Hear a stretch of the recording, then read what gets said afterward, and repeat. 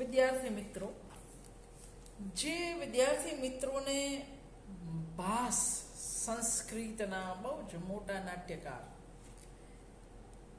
એ અભ્યાસક્રમમાં છે, એમના માટે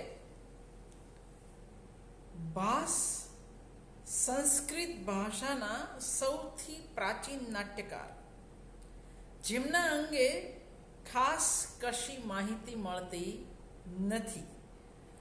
અનુશ્રુતિ એવી છે કે તેઓ ધોબીના પુત્ર હતા. એમણે નાટ્યકાર તરીકે ખ્યાતિ મેળવી હતી. ઉત્તર અને પૂર્વ ભારતના રાજ્યો અને નગરોનો એમના નાટકોમાં ઉલ્લેખ છે, એટલે એક એવું અનુમાન કરવામાં આવે છે કે તેઓ ઈશાન ભારતના વતની હશે. એમનો જે સમય અનુમાન કરવામાં આવ્યો છે એ ઈસવીસન 200 થી ઈસવીસન 300 વચ્ચે એ કશેક હશે. એ કાલિદાસથી જૂના છે એ એટલા માટે સાબિત થાય કે કાલિદાસે માલવિકા અગ્નિમિત્ર નાટકમાં ભાસનો ઉલ્લેખ કરેલો છે. એટલે તમને જીવન વિશે ઓછું મળશે, કવન વિશે ઘણું મળશે. ભાસ સંસ્કૃત ભાષાના બહુ જ જાણીતા ભારતીય નાટ્યકાર. એમના 13 નાટક છેક બીજી સદી આસપાસ મળ્યા. એમના નાટકો સદીઓ સુધી ખોવાયેલા જ રહ્યા. આમ જુઓ તો બીજી સદીમાં મળ્યા એવું આપણે કહીએ છીએ, પણ આપણા હાથમાં જે હસ્તપ્રત આવે છે એ છેક 1913માં આવે છે.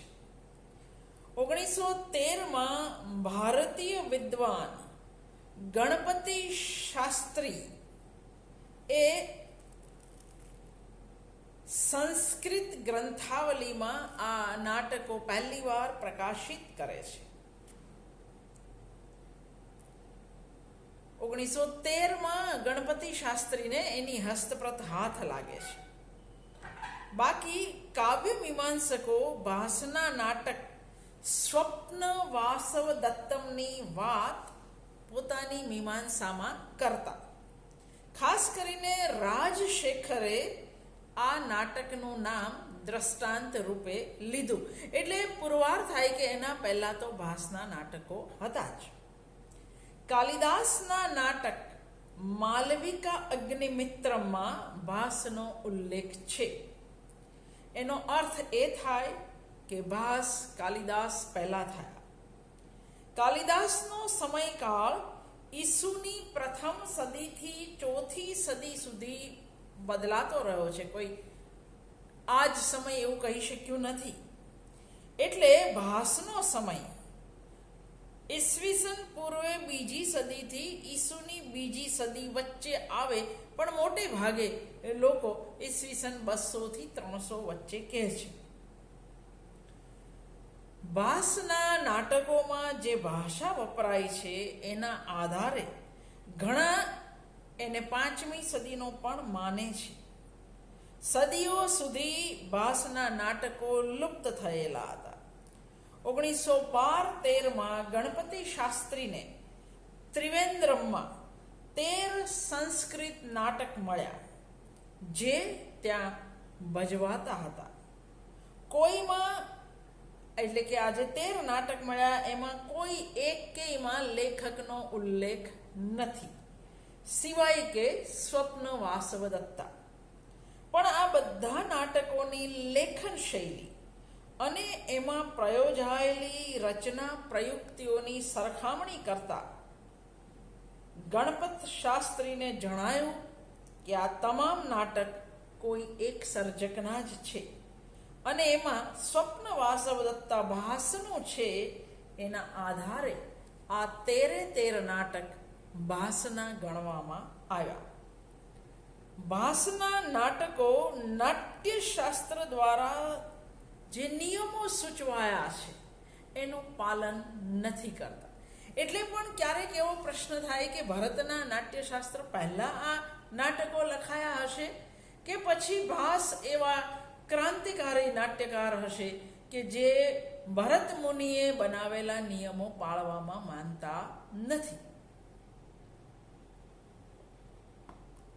નાટ્યશાસ્ત્ર ભારતનું 3-4 વાતનો નિષેધ દર્શાવે છે. એક તો મંચ પર મૃત્યુ નહીં, મંચ પર હિંસા નહીં, કરુણાંત નાટક નહીં હોવું જોઈએ, સુખાંત હોવું જોઈએ.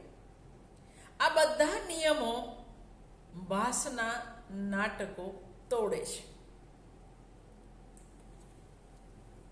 ભાસના નાટકો ભારતના નાટ્યશાસ્ત્ર દ્વારા સૂચવેલા નિયમોનું પાલન નથી કરતા, એટલે પણ એને પ્રાચીન ગણાવાયા છે. કારણ કે કાલિદાસ પછી લખાયેલ કોઈ પણ નાટક નાટ્યશાસ્ત્રના નિયમોનો ભંગ કરતું નથી. ભાસ તો ઉરુભંગ જેવા નાટકમાં મંચ પર હિંસા પણ દર્શાવે છે. દુર્યોધન અને ભીમનું યુદ્ધ જે નાટ્યશાસ્ત્રને મંજૂર નથી. ઉરુભંગ ઉપરાંત ભાસનું બીજું બહુ જ જાણીતું નાટક કર્ણભાર એ કરુણાંત નાટક છે. ઉરુભંગમાં અને કર્ણભારમાં મંચ પર સતત મૃત્યુની છાયા છે, જે પણ નાટ્યશાસ્ત્રને મંજૂર નથી. મહાભારતમાં ખલનાયકની છાપ ધરાવતો દુર્યોધન ઉરુભંગનો નાયક છે. ઉરુભંગની આપણે વાત પછી કરીશું. પહેલા આપણે ભાસના નાટકો કેટલા એની વાત કરીશું. ભાસના નાટકો અન્ય સંસ્કૃત નાટકોની સરખામણીએ ઘણા ટૂંકા છે. મોટા ભાગના નાટકોનો વિષય મહાભારત અને રામાયણ પર આધારિત છે. એ મહાકાવ્યોના ઉપેક્ષિત નાયક વિનાયક સાથે ભાસ અતિશય સહાનુભૂતિથી વર્ત્યા છે. આવું કરવા માટે એમણે મૂળ વાર્તા પ્રવાહ અને મૂળ ઘટનાક્રમ સાથે ઘણી છૂટછાટ લીધી છે. પ્રતિમા નાટકમાં કઈ કે જે રામાયણમાં દુઃખદ ઘટનાઓ માટે જવાબદાર છે તેને ફજેતી વેઠતા બતાવી એક ઉમદા અંત આપે છે. ભાસના રામાયણ પર આધારિત નાટકો જુઓ. પહેલું પ્રતિમા, બીજું અભિષેક, ત્રીજું યજ્ઞફળ. એના મહાભારત પર આધારિત નાટક પહેલું પંચરાત્ર, બીજું મધ્યમા વ્યાયોગ, 3 દૂત ઘટોત્કચ, 4 દૂત વાક્ય, 5 ઉરુભંગ, 6 કર્ણભાર અને 7મું છે હરિવંશ આધારિત બાલચરિત. એ ઉપરાંતના એમના જે બહુ જ જાણીતા નાટક ગણાય છે એ સ્વપ્ન વાસવદત્તા, બીજું દારિદ્ર ચારુદત્ત. આ દારિદ્ર ચારુદત્ત એ એનું અપૂર્ણ રહેલું નાટક છે. પછીથી શુદ્રક એને વિકસાવીને પ્રખ્યાત નાટક મૃચ્છ કટિકમ લખે છે, જેના પરથી 1984માં ગિરીશ કર્નાડ ઉત્સવ નામની એક અદ્ભુત ફિલ્મ બનાવે છે. તો મહાભારત રામાયણ ઉપરાંતના 3 જાણીતા નાટક સ્વપ્ન વાસવદત્તા, દરિદ્ર ચારુદત્ત અને પ્રતિજ્ઞા યોગંધરાયણ. દૂતવાક્ય અને બાલચરિત એ 2 સંસ્કૃત નાટક છે જે પ્રખ્યાત નાટ્યકાર ભાસ દ્વારા કૃષ્ણને મુખ્ય પાત્ર તરીકે લઈ અને રચાયા છે. એમનું સૌથી પ્રસિદ્ધ પ્રતિજ્ઞા યોગંધરાયણ એટલે કે યોગંધરાયના શપથ અને સ્વપ્ન વાસવદત્ત, આ 2 એના બહુ જ જાણીતા. એ બંને નાટક મહાન રાજા ઉદયનની આસપાસ વણાયેલી દંતકથાઓના આધારે લખાયા છે. પ્રથમ નાટક કેવી રીતે રાજા ઉદયન અને રાજકુમારી વાસવદત્તા ના લગ્ન થયા એની વાર્તા કહે છે, તો બીજું નાટક એ વાતનું વર્ણન કરે છે કે કેવી રીતે રાજા ઉદયન તેના વફાદાર મંત્રી યોગંધરાયણની મદદથી મગધરાજની પુત્રી રાજકુમારી પદ્માવતી સાથે લગ્ન કરી તેમની સાથેની શત્રુતા મટાડે છે. ઉરુભંગ અને કર્ણભારની હું વિગતે વાત કરવાની છું, એટલા માટે આપણે અત્યારે જે નાટકોની વાત કરીશું, એ નાટકો રામાયણ મહાભારત આધારિત પ્રમાણમાં થોડા ઓછા જાણીતા એવા નાટકની આપણે વાત કરીશું.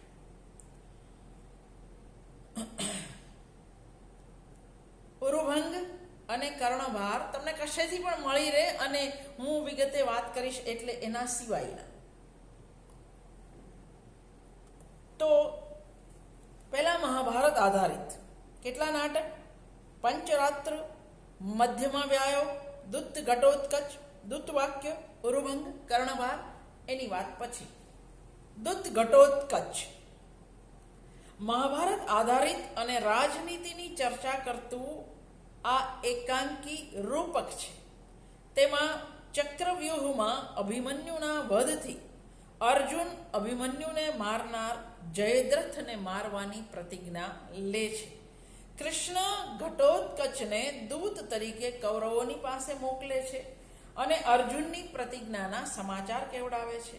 આ સાંભળી ધૃતરાષ્ટ્ર અને દુશલા દુર્યોધનની બહેન છે, જયદ્રથની પત્ની છે, એ દુઃખી થાય છે. પરંતુ દુર્યોધન, દુશાસન અને શકુની પ્રસન્ન થાય છે. જયદ્રથને છુપાવી રાખી અર્જુનની પ્રતિજ્ઞા પૂર્ણ ન થાય અને અર્જુન પોતે જ પ્રતિજ્ઞા અનુસાર પ્રાણ ત્યાગ કરે એવું એ ત્રણેય વિચારે છે. ઘટોત્કચ દૂત તરીકે કૃષ્ણનો સંદેશો લઈ કૌરવો પાસે આવે છે. એ સમયે શકુની અને દુશાસનના વાક્યો સાંભળી ઘટોત્કચ ગુસ્સે થાય છે અને કૌરવો રાક્ષસોથી અધમ છે એવું કહી યુદ્ધ માટે પડકાર ફેંકે છે. પરંતુ ધૃતરાષ્ટ્ર એને શાંત પાડે છે. દુર્યોધન પોતે કૃષ્ણને બાણથી જવાબ આપવાનો વળતો સંદેશો કેવડાવે છે. અંતે વિદાય લેતો ઘટોત્કચ તમારું મોત આવતીકાલે નક્કી છે એવું દુર્યોધનને સંભળાવી એકત્ર થયેલા રાજાઓને ધર્મ પાળવાની ભલામણ કરે છે.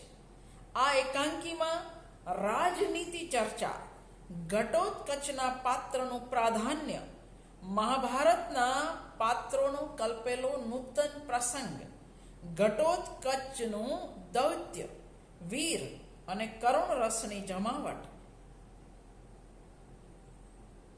આ બધું જ ભાસની નાટ્યકળાની વિશેષતા છે.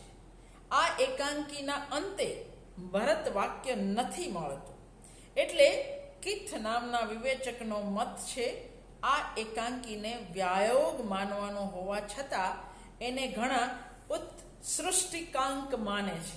હવે રૂપક, વ્યાયોગ, ઉત્સૃષ્ટિકાંક એટલે શું એ મારે એક અલગ વિડીયોમાં તમને સમજાવવું પડશે, કારણ કે હું પણ હજુ કાલે જ શીખી છું. ત્રીજું મહત્વનું નાટક આપણે જોયું. પહેલું ઉરુભંગ, બીજું કર્ણભાર, ત્રીજું દૂત ઘટોત્કચ, ચોથું દૂત વાક્ય. એ પણ મહાભારત આધારિત નાટક છે. આ બધા એકાંકી છે.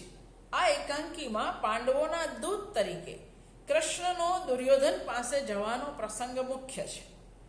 દુર્યોધન ભીષ્મને પોતાના સેનાપતિ તરીકે પસંદ કરે છે. કૃષ્ણ દુર્યોધનના દરબારમાં આવે ત્યારે કૃષ્ણનો આવકાર કે આદર સત્કાર ન કરવાનું સૂચન દુર્યોધન કરે છે. પોતે દ્રૌપદી વસ્ત્રાહરણનું ચિત્ર જોતો બેસી રહેવાનું નક્કી કરે છે. કૃષ્ણના પ્રવેશ સમયે રાજાઓ ક્ષુબ્ધ થાય છે અને દુર્યોધન પોતાના આસનથી ગભરાટમાં ચલિત થાય છે. કૃષ્ણ પાંડવોની રાજ્યભાગ માટેની વિનંતી સ્વીકારવા દુર્યોધનને ભલામણ કરે છે. દુર્યોધન ગુસ્સે થઈને કૃષ્ણ પર અંગત આક્ષેપો કરી કશું પણ આપવાની ના પાડે છે. કૃષ્ણ દુર્યોધનને તેના દુષ્કૃત્યોની યાદ અપાવે છે. દુર્યોધન કૃષ્ણને કેદ કરવા પ્રયત્ન કરે છે ત્યારે કૃષ્ણ દુર્યોધનને વિશ્વરૂપ બતાવે છે. દુર્યોધન હથિયાર લેવા જાય છે એટલે કૃષ્ણ પોતાના આયુધોને યાદ કરે છે. આયુધો તરત આવી પહોંચે છે. છતાં ભૂમિનો ભાર ઉતારવા દુર્યોધનને જીવતો રાખવો જરૂરી છે એવું લાગતા કૃષ્ણ શાંત થાય છે, પોતાના આયુધોને વિદાય કરે છે. છેલ્લે ધૃતરાષ્ટ્ર કૃષ્ણને ચરણે પડી અર્ઘ્ય આપે છે અને કૃષ્ણ એ અર્ઘ્યનો સ્વીકાર કરે છે.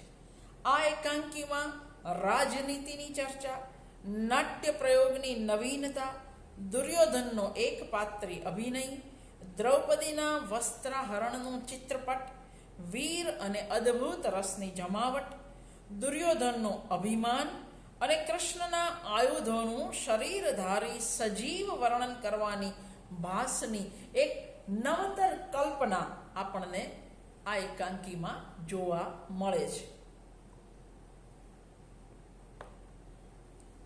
પંચરાત્ર એ પણ મહાભારત પર આધારિત એકાંકી ત્રિઅંકી. 3 અંકના બનેલા આ રૂપકમાં મહાભારતના પાત્રો જ છે. કથાનક મહાભારતથી તદ્દન વિરોધી છે. દુર્યોધન મોટો યજ્ઞ કરે છે અને દ્રોણ ગુરુને યજ્ઞ દક્ષિણા માગવા આગ્રહ કરે છે. દ્રોણ પાંડવોને એમનું રાજ્ય પાછું આપવાનું યજ્ઞ દક્ષિણામાં માગે છે. શકુની અને કર્ણની સાથે વાતચીત કરી જો પાંડવોની ભાળ 5 રાત્રિ સુધીમાં મેળવી અપાય તો પાંડવોનું રાજ્ય પાછું સોંપવા દુર્યોધન તૈયાર થાય છે. ભીષ્મના કહેવાથી દ્રોણ એ શરતનો સ્વીકાર કરે છે. એવામાં વિરાટ રાજાના સાળા અને સેનાપતિ કીચક અને તેના 100 ભાઈઓનો છૂપો વધ થવાના સમાચાર આવે છે. બીજા અંકમાં વિરાટ રાજાના જન્મોત્સવ પ્રસંગે ભીષ્મના હાથ નીચે કૌરવો વિરાટ રાજાની ગાયો વાળી લાવે છે. આથી રાજકુમાર ઉત્તર બૃહન્નલા, જે મૂળ તો અર્જુન છે, બૃહન્નલા પાસે રથ હંકાવી કૌરવો સામે જંગે ચડે છે. અર્જુન કૌરવોની સામે લડે છે, પણ કૌરવ પક્ષે આવેલા અભિમન્યુ સામે નથી લડતો. કૌરવોને અર્જુન એકલે હાથે ભગાડી ગાયો પાછી વાળી લાવે છે. અંતે ભીમ રથમાં રહેલા અભિમન્યુને પકડી લે છે. રાજકુમાર ઉત્તર અર્જુનને વિજયનો યશ આપે છે. તેથી પાંડવો અજ્ઞાતવાસની મુદત પૂરી થતા જાહેર થાય છે. વિરાટ રાજા પોતાની રાજકુમારી ઉત્તરાના લગ્ન અર્જુન સાથે કરવાનો પ્રસ્તાવ મૂકે છે, પરંતુ અર્જુન પોતાના પુત્ર અભિમન્યુ માટે ઉત્તરાનો પત્ની તરીકે સ્વીકાર કરે છે. ત્રીજા અંકમાં કૌરવોની છાવણીમાં અભિમન્યુના પકડાવાની ઘટનાની ચર્ચા થાય છે. વિરાટનો રાજકુમાર ઉત્તર અભિમન્યુ સાથે ઉત્તરાના લગ્નની ખબર કૌરવોની સભામાં જઈને આપે છે અને 5 રાત્રિ પૂરી થતા પહેલા પાંડવોની ભાળ મળી હોવાથી દુર્યોધન પાંડવોને એમનું રાજ્ય શરત મુજબ પાછું આપે છે. મહાભારત પર આધારિત રૂપકોમાં આ એક જ રૂપક એવું છે જે એકાંકી નથી પણ ત્રિઅંકી છે. બાકીના બધા એકાંકી છે. મહાભારતના ભાઈઓ વચ્ચેના યુદ્ધને બદલે કૌટુંબિક શાંતિ માટે રાજ્યની સોંપણી, દુર્યોધનના પાત્રનું ઉદાત્તીકરણ, યજ્ઞનું દીર્ઘ વર્ણન તથા યજ્ઞ દક્ષિણા વગેરે મહાભારતથી તદ્દન જુદી બાબતો આ રૂપકમાં રજૂ થઈ છે. કિથ એ ભાસના બહુ જ મોટા અભ્યાસુ છે. કિથ પંચરાત્રને સમવકાર માને છે. ડોલરાય માકડ એને વ્યાયોગ માને છે. મારે આ બધી જ પરિભાષાનો એક વિડીયો હું બનાવીશ. ડોલરાય માકડ એને વ્યાયોગ માને છે, પરંતુ 5 નાટ્ય સંધિઓ, પ્રસિદ્ધ કથાનક, નાયક પ્રસિદ્ધ રાજવી, વીરરસ, વિષ્કંભક જેવા અર્થોપક્ષેપકોનો પ્રયોગ. આ વિષ્કંભક એટલે શું, અર્થોપક્ષેપક એટલે શું એ પણ હું કહીશ. પ્રયોગ વગેરે પંચરાત્રને નાટક કેવડાવવા માટે પૂરતા છે. ફક્ત 5 અંકને બદલે પંચરાત્રમાં 3 અંક છે. એ નાટકનું એક જ તત્વ તેમાં મળતું નથી. 5મું નાટક મધ્યમ વ્યાયોગ. મહાભારત પર આધારિત આ એકાંકી રૂપકમાં ભીમ અને હિડિંબા વચ્ચેના મિલનનો પ્રસંગ અને કેશવદાસ નામના બ્રાહ્મણ કુટુંબની વાર્તા મહાભારતથી બિલકુલ જુદી પડે છે.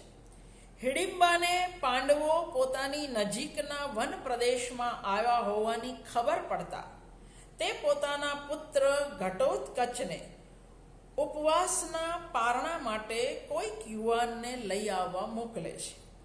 કેશવદાસ નામનો બ્રાહ્મણ પત્ની અને 3 પુત્રો સાથે સગાને ત્યાં જનોઈ વિધિમાં હાજરી આપવા વનમાંથી પસાર થઈ રહ્યો છે.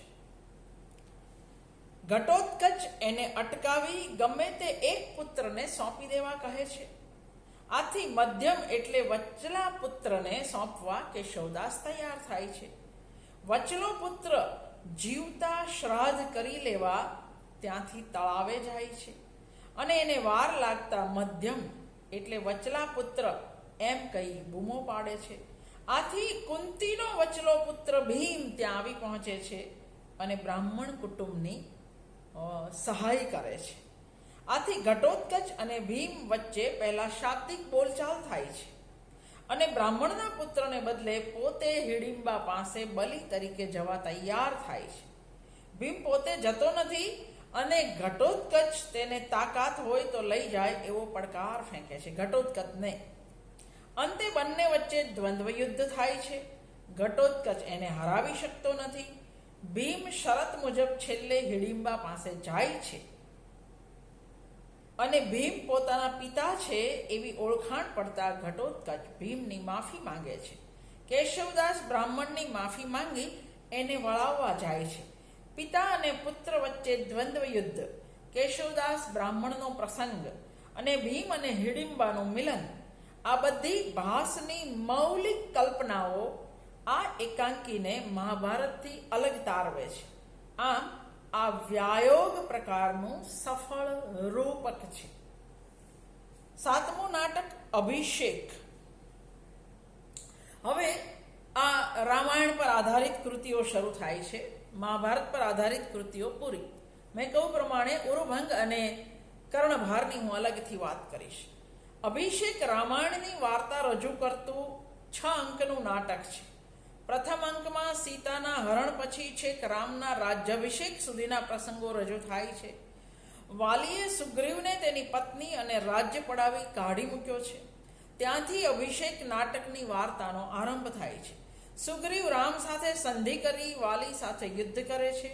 રામ છુપાઈને વાલીને હણે છે. મરણ પામતો વાલી રામનું પગલું અન્યાયી છે એવું કહેતો જાય છે.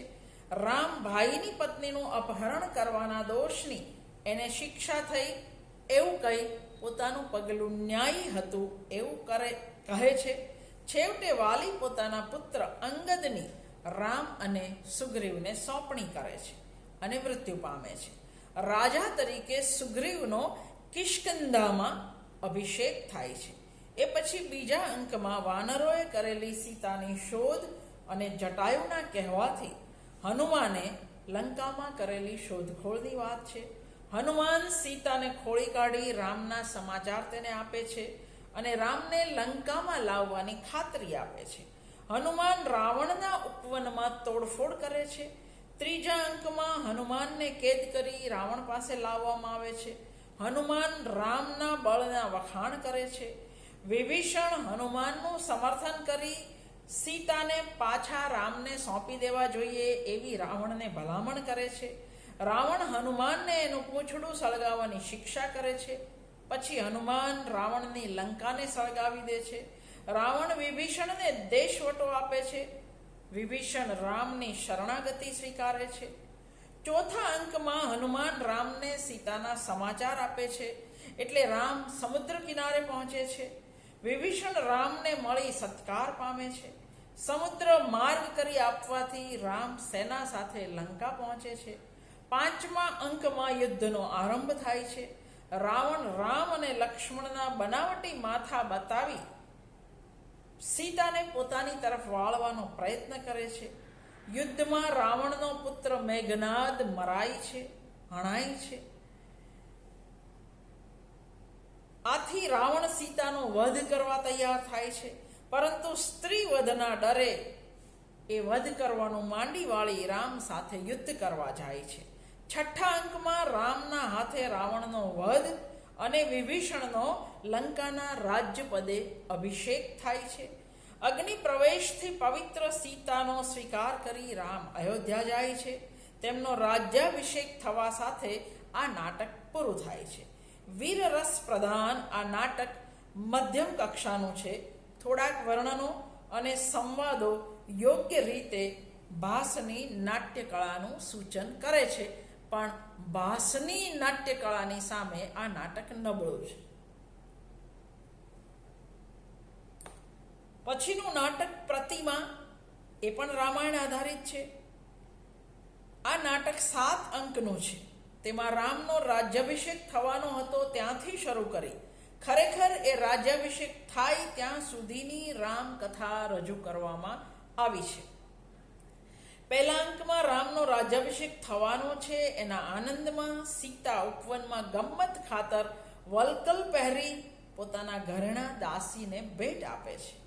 રામ રાજ્યાભિષેક બંધ રહેવાના સમાચાર સીતાને આપે છે. સીતા દશરથ રાજા તરીકે ચાલુ રહ્યાના ખ્યાલે સંતોષ અનુભવે છે. દશરથ મૂર્છા પામ્યાના સમાચાર મળે છે. રામને લડી લેવાની વાત લક્ષ્મણ કરે છે, પણ પિતાને મળ્યા વિના જ વલકલ પહેરી રામ વનમાં જવા નીકળે છે. સીતા અને લક્ષ્મણ રામને અનુસરે છે.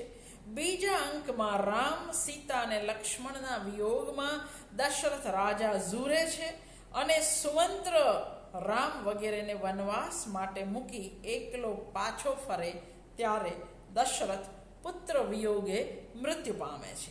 ત્રીજા અંકમાં મોસાળથી પાછો ફરેલો ભરત, કથા જાણીતી છે આપણને સૌને, શુભ મુહૂર્તની રાહ જોવા અયોધ્યાની ભાગોળે આવેલા મંદિરમાં જાય છે અને અજાણતા પોતાના પૂર્વજોની સાથે એ દશરથની પ્રતિમાને જુએ છે અને દશરથના મૃત્યુના સમાચાર જાણે છે.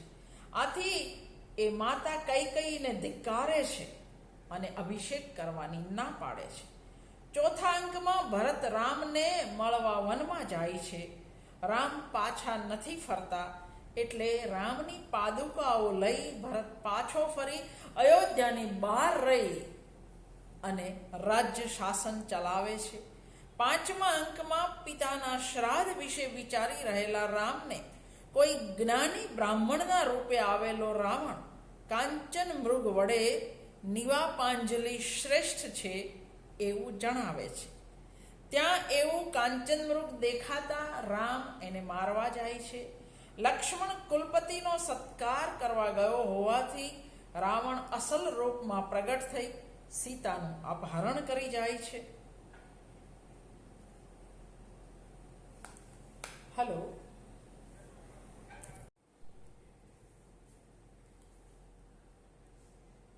છઠ્ઠા અંકમાં સીતા હરણના સમાચાર સુમંત્ર મારફત ખબર પૂછાવતા ભરતને મળે છે.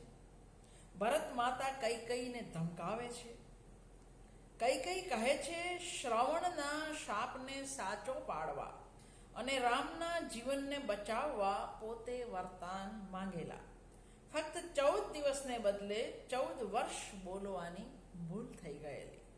આથી ભરત માતાની માફી માંગે છે અને સેના સાથે રાવણ પર હુમલો કરવા ભરત માતાઓ સાથે નીકળે છે. 7મા અંકમાં રામ રાવણ વધ કરી વિભીષણને લંકાનો રાજા બનાવી સીતા સાથે પાછા ફરી રહ્યા હોય છે. ત્યાં જ ભરત વગેરે સેના સાથે આવે છે. કૈકેયીની આજ્ઞાથી રામનો વનમાં જ રાજ્યાભિષેક થાય છે અને ત્યાંથી બધા પુષ્પક વિમાનમાં અયોધ્યા પાછા ફરે છે. પ્રતિમા ગૃહ, રામનો વનમાં રાજ્યાભિષેક વગેરે અનેક નવા પ્રસંગોવાળું અને કરુણ કે કરુણ મિશ્રિત ધર્મવીર રસ મુખ્યત્વે ધરાવતું અને રંગભૂમિ પર દશરથનું મૃત્યુ દર્શાવતું ભાસનું આ નાટક અનેક રીતે વિલક્ષણ છે. એનું 9મું નાટક બાલચરિત એ હરિવંશ પર આધારિત 5 અંકનું નાટક છે. અહીં કૃષ્ણની બાળ લીલાઓ વર્ણવવામાં આવી છે. પ્રથમ અંકમાં નારદ વિષ્ણુના દર્શન કરવા દેવકીના હાથમાં રહેલા નવજાત કૃષ્ણનું દર્શન કરી બ્રહ્મલોકમાં પાછા ફરે છે. દેવકીની વિનંતીથી વસુદેવ બાળ કૃષ્ણને સુરક્ષિત સ્થળે નંદ ગોપને ત્યાં મૂકવા જાય છે. નંદ ગોપની મૃત પુત્રીને લઈને બદલામાં નંદ ગોપની એટલે કે કૃષ્ણની સોંપણી નંદને કરે છે. વસુદેવ મૃત બાળકીને લઈ દેવકી પાસે આવી બધી વાત કરે છે. બીજા અંકમાં કંસને સ્વપ્નમાં ચાંડાળ યુવતીઓ અને મધુક ઋષિનો શાપ દેખાય છે. શાપ મુજબ રાજ્ય લક્ષ્મી કંસને છોડી જાય છે. આ દુઃસ્વપ્નને કંસનો જે પુરોહિત છે એ પ્રકૃતિનો વિકાર ગણાવે છે. ત્યાં દેવકીને પુત્રી જન્મ્યાના સમાચાર કંસને મળે છે. કંસ વસુદેવને બોલાવી કન્યાને મારી નાખે છે. એ પછી દુઃસ્વપ્નની શાંતિ માટે કંસ પૂજા કરવા જાય છે. ત્રીજા અંકમાં વ્રજમાં કૃષ્ણના આગમનથી સમૃદ્ધિ વધવાનું વર્ણન છે. એક વૃદ્ધ ગોવાળ કૃષ્ણની પૂતના વધ વગેરે બાળ લીલાઓ અને ગોપ બાળો સાથેની મજાકોનું વર્ણન કરે છે. ત્યાં અરિષ્ટ વૃષભ નામનો રાક્ષસ આવે છે. કૃષ્ણ એને પણ મારી નાખે છે. દામક નામનો ગોવાળ કાલીય નાગની વાત કરે છે. કૃષ્ણ કાલીય નાગનું મર્દન કરે છે. ગરુડ પાસેથી અભય મેળવી કાલીય નાગ ત્યાંથી ચાલ્યો જાય છે. આ સમયે કંસનો દૂત મથુરામાં ધનુર્યજ્ઞ માટે કૃષ્ણને નિમંત્રણ આપે છે. કૃષ્ણ તેનો સ્વીકાર કરે છે. પાંચમા અંકમાં કૃષ્ણે કંસના ધોબી પાસેથી વસ્ત્રો, કુબ્જા પાસેથી સુગંધીની સામગ્રી પડાવી કુબ્જાને સીધી કરવાની કૃપા કરી. કુવલિયાપીડ હાથીને માર્યો. ધનુષ્ય શાળાના રક્ષક અને ચાણૂર તથા મુષ્ટિક મલ્લોને કૃષ્ણ અને બળરામ મારી નાખે છે. છેલ્લે કંસનો વધ થાય છે. કંસની સેનાની સામે પડતા વસુદેવ કૃષ્ણનો પોતાનો પુત્ર હોવાની ઓળખાણ આપે છે. ઉગ્રસેનને કેદમાંથી મુક્ત કરે છે. ફરી નારદ આવી કૃષ્ણના દર્શન કરે છે. નંદની મૃત પુત્રીની કલ્પના, રાધાના પાત્રનો અહીં અભાવ, વીરરસનું પ્રાધાન્ય, કૃષ્ણના શસ્ત્રોનું આગમન, નારદનો આરંભે અને અંતે પ્રવેશ, 26 પુરુષ પાત્રો અને 10 સ્ત્રી પાત્રોની ભરમાર આ નાટકની વિશિષ્ટતા કેવી હોય તો કહી શકાય. 10મું નાટક પ્રતિજ્ઞા યોગંધરાયણ. મેં કહ્યું એ પ્રમાણે આ નાટકો રાજા ઉદયન પર આધારિત છે. વત્સ દેશના રાજા ઉદયન અને વાસવ દત્તાની વાર્તા વર્ણવતું આ રૂપક 4 અંકનો છે. પ્રથમ અંકમાં ઉદયન નીલ હસ્તીના શિકારે ગયો એ પછી યોગંધરાયણને એની પાછળના ષડયંત્રની ખબર મળે છે. દૂતને મોકલે એ પહેલા જ ઉદયન પકડાવાના સમાચાર પ્રધાન યોગંધરાયણને મળે છે. એની ખબર પડતા રાજમાતા યોગંધરાયણને ઉદયનને છોડાવવા માટે વિનંતી કરે છે. યોગંધરાયણ ઉદયનને છોડાવવાની પ્રતિજ્ઞા લે છે, એટલે જ આનું નામ પ્રતિજ્ઞા યોગંધરાયણ છે. બીજા અંકમાં ઉજ્જૈનનો રાજા પ્રદ્યોત મહાસેન અને રાણી અંગારવતી વચ્ચે રાજકુમારી વાસવ દત્તાના લગ્ન કરવા વિશે વાતચીત થાય છે. એટલામાં વત્સરાજ ઉદયન કેદ પકડાયાના સમાચાર આવે છે. ઉદયનનો રાજકુમારને છાજે એવો સત્કાર જેલમાં કરવા માટે પ્રદ્યોત ભલામણ કરે છે. રાણી એને વાસવ દત્તા માટે યોગ્ય વર ગણાવે છે. છતાં મહાસેન તે ઉદ્દંડ છે અને પોતે કરેલા સન્માનને ગણકારતો નથી એવું કહે છે. વાસવ દત્તાને હજી નાની વયની ગણાવી રાણી અંગારવતી એના લગ્નની ઉતાવળ કરવાની જરૂર નથી એવું કહે છે. ઉજ્જૈનમાં ગાંડાનો વેશ લીધેલા પ્રધાન યોગંધરાયણ, શ્રમણનો વેશ લીધેલ રૂમણવાન અને વિદૂષક વસંતક એ ત્રણેય વચ્ચે ભાગોળે આવેલા મંદિરમાં બપોરે ખાનગી વાતચીત થાય છે. વિદૂષક એમ જણાવે છે કે ઉદયન વાસવ દત્તાના પ્રેમમાં હોવાથી કેદમાંથી ભાગી જવા તૈયાર નથી. આથી યોગંધરાયણ ઘોષવતી વીણા, ભદ્રવતી નામની હાથણી અને વાસવદત્તા સાથે ઉદયનનું અપહરણ કરવાની પ્રતિજ્ઞા લે છે. ચોથા અંકમાં યોગંધરાયણ જુદા જુદા વેશમાં પોતાના સૈનિકોને પ્રદ્યોત મહાસેનને ત્યાં ગોઠવી દે છે. દારૂ પીને ગાંડા થયેલા હાથીને કાબૂમાં લેવા કેદમાંથી છોડવામાં આવતા ભદ્રવતી હાથણી પર બેસી વાસવદત્તા અને ઉદયન ભાગી જાય છે. એ પછી પ્રદ્યોત મહાસેનની સેનાને રોકવા યોગંધરાયણ પોતાના સૈનિકોને સાથે લઈને એની સાથે યુદ્ધ કરે છે. તલવાર ભાંગી જતા યોગંધરાયણ કેદ પકડાયા પછી પ્રદ્યોત મહાસેનના પ્રધાન ભરત રોહતક સાથે ઉગ્ર બોલાચાલી કરે છે.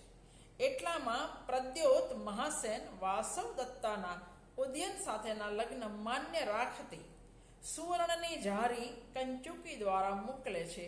તેનો સ્વીકાર કરી યોગંધરાયણ પોતાની પ્રતિજ્ઞા પૂરી કરે છે અને સંતોષ અનુભવે છે. આ સુંદર નાટકમાં વીર રસ પ્રધાન છે અને પ્રધાન યોગંધરાયણનું પાત્ર મુખ્ય છે. આ રાજનીતિ પ્રધાન નાટકમાં મૂળ વાર્તામાં નાટ્યકારે ઘણા ફેરફાર કર્યા છે.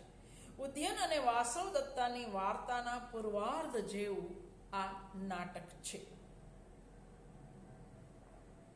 અને 11મા નાટક પાસે આપણે વાત પૂરી કરીશું, અટકાવીશું. બાકીની વાત પછી બહુ જ જાણીતું વારે વારે અભ્યાસક્રમમાં મુકાતું નાટક સ્વપ્ન વાસવદત્તા. ઉદયન કથાનો ઉત્તરાર્ધ આ સ્વપ્ન વાસવદત્તા નાટકમાં છે.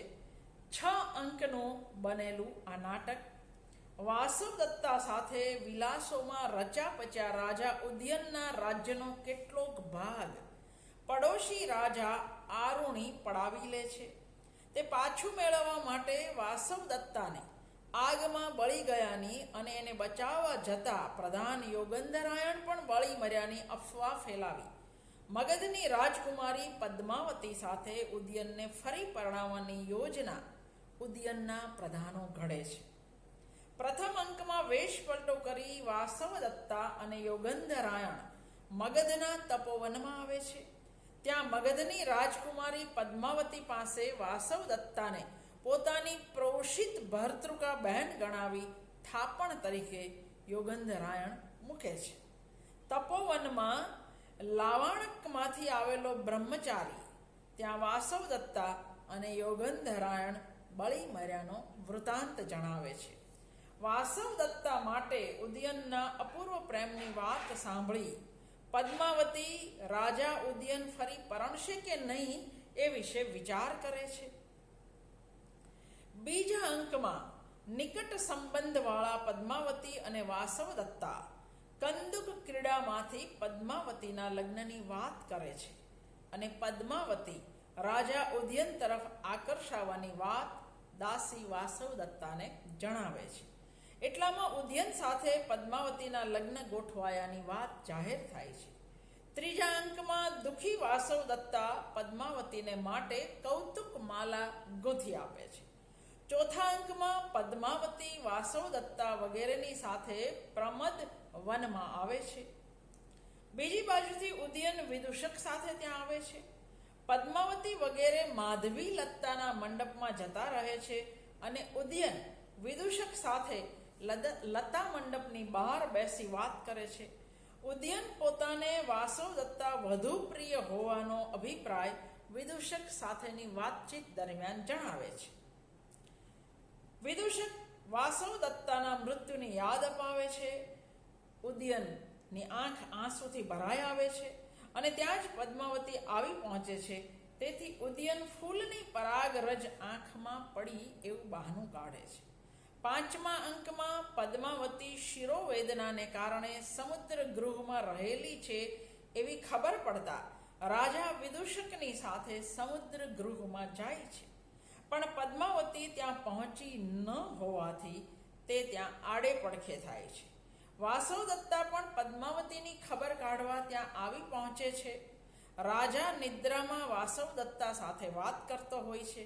વાસવદત્તા તેનો હાથ પથારીમાં સરખો કરી જતી રહે છે. રાજા જાગી વાસવદત્તાને જુએ છે. છતાં ત્યાં આવેલો વિદૂષક ઉદયને સ્વપ્નમાં વાસુદત્તાને જોઈ હશે એવું જણાવે છે. આરુણી સાથે યુદ્ધમાં જવાનો સંદેશો ઉદયનને મળતા તે ત્યાં જાય છે. છઠ્ઠા અંકમાં ગુમાવેલું રાજ્ય શત્રુ પાસેથી જીતીને પાછા ફરેલા ઉદયનને તેની ઘોષવતી વીણા પાછી મળતા તેને વાસવદત્તાની યાદ ફરી તાજી થાય છે. મહાસેન અને રાણી અંગારવતી જે ચિત્રની સાક્ષીએ ઉદયન અને વાસવદત્તાનું લગ્ન કરાવેલું તે ચિત્ર વાસવદત્તાની ધાવ માતા અને કંચુકી સાથે મોકલી આપે છે. આ મળતા ઉદયન બહુ જ દુઃખી થાય છે. એ સમયે યોગંધરાયણ પદ્માવતીને થાપણ તરીકે સોંપેલી પોતાની બહેનને પાછી લેવા આવે છે. એને જોતા એ વાસવદત્તા છે એમ ઉદયનને શંકા પડે છે. એ વખતે ઘૂંઘટ અને બનાવટી વેશ દૂર કરી યોગંધરાયણ અને વાસવદત્તા બંને પ્રગટ થાય છે. ઉદયન વાસવદત્તા અને પદ્માવતીની સાથે વાસવદત્તા જીવતી હોવાના સમાચાર આપવા જાય છે. ભાસના નાટકોમાં આ નાટક પ્રાચીન અને આધુનિક બધા વિવેચકોએ શ્રેષ્ઠ નાટક માન્યો છે. ગુમાવેલા રાજ્ય અને વાસવદત્તાની પુનઃ પ્રાપ્તિ, સ્વપ્નમાં વાસવદત્તાના દર્શન, વાસવદત્તાનું કરુણ મનોમંથન વગેરે યાદગાર બની રહે છે. ભાસની નાટ્યકળા અહીં ચરમ સીમાએ પહોંચી એવું મનાય છે. 12મું એનું નાટક છે ચારુદત્ત, જેમાં ચારુદત્ત અને વાસંત સેનાની લોકકથા પર આધારિત આ 4 અંકનું નાટક છે, જે અધૂરું રહ્યું છે એવું કહેવાય છે, જે પછીથી શુદ્રક મૃચ્છકટિકમ નામે એને પૂરું કરે છે. આ શૃંગાર રસપ્રધાન એવું નાટક છે. 13મું નાટક અવિમારક, લોકકથા પર આધારિત આ પ્રણય પ્રધાન નાટક 6 અંકનું બનેલું છે. એમાં ઘેટાના રૂપમાં રહેલા રાક્ષસને મારનાર અવિમારક રાજકુમાર વિષ્ણુસેન અને રાજકુમારી કુરંગીની પ્રણય કથા છે. પ્રથમ અંકમાં ઉદ્યાન વિહાર કરવા ગયેલી રાજકુમારી કુરંગીને હાથીના હુમલામાંથી શાપને લીધે અંત્યજના વેશમાં રહેલો સૌવીર દેશનો રાજકુમાર વિષ્ણુસેન બચાવે છે અને કુરંગી તથા વિષ્ણુસેન એકબીજાના પ્રેમમાં પડે છે. રાજા કુંતીભોજ રાણી સાથે પુત્રી કુરંગીના લગ્ન વિશે વિચાર કરે છે અને સૌવીર અથવા કાશીના રાજકુમારોમાંથી ગમે તે એક સાથે પરણાવવાનું નક્કી કરે છે. બીજા અંકમાં કુરંગીની દાસી વિદૂષકને છેતરી એની વીંટી પડાવી લે છે. કુરંગીની ધાવ માતા અવિમારક વિષ્ણુ પાસે જઈ કુરંગીને મળવા અંતઃપુરમાં આવવાનું નિમંત્રણ આપે છે. વિદૂષકની ના હોવા છતાં વિષ્ણુસેન એ નિમંત્રણ સ્વીકારે છે. ત્રીજા અંકમાં કુરંગી કાશીના રાજકુમાર સાથે લગ્ન ન કરવાનો નિર્ણય પોતાની દાસી સાથેની વાતચીતમાં જણાવે છે. બીજી બાજુ અવિમારક વિષ્ણુસેન મુશ્કેલીઓને પસાર કરી રાત્રિએ કુરંગી પાસે પહોંચે છે અને મહેલની અંદરના ભાગમાં બંનેનું પ્રથમ મિલન થાય છે. ચોથા અંકમાં રાજાને બંનેના પ્રેમની ખબર પડતા પકડાવાના ડરથી અવિમારક ત્યાંથી ભાગે છે.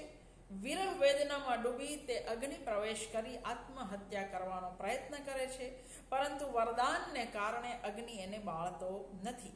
એ પછી પર્વત પરથી કૂદી આપઘાતનો પ્રયાસ કરવા જતા અકસ્માત મળેલા વિદ્યાધર પાસેથી અદૃશ્ય અને દૃશ્ય થઈ શકાય એવી વીંટી વિષ્ણુસેનને મળે છે. આથી એ વીંટી લઈ પાછો ફરે છે.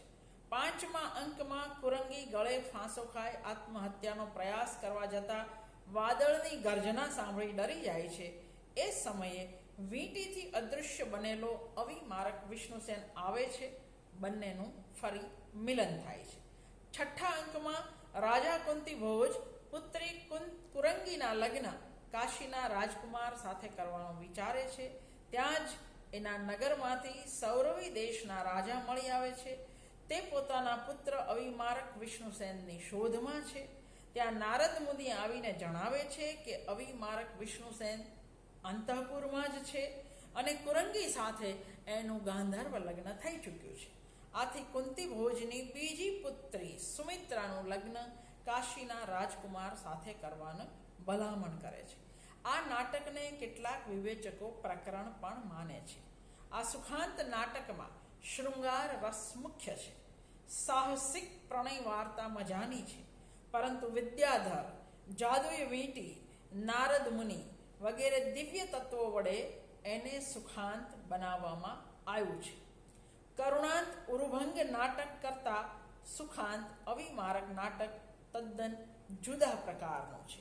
તો 13 જે નાટકો છે એની અંદર પંચરાત્ર, મધ્યમા વ્યાયો, દૂત ઘટોત્કચ, દૂત વાક્ય, ઉરુભંગ, કર્ણભાર એ મહાભારત આધારિત, તો પ્રતિમા, અભિષેક, યજ્ઞફળ રામાયણ આધારિત, હરિવંશ આધારિત, બાલચરિત, અને 3 નાટક જે છેલ્લે આપણે વાત કરી રાજા ઉદયન પર આધારિત, સ્વપ્ન વાસવદત્તા, દરિદ્ર ચારુદત્ત અને પ્રતિજ્ઞા યોગંધ રાયણ. 13 નાટકો કુલ ભાસ પાસેથી મળે છે. ઉરુભંગની વાત પછીથી.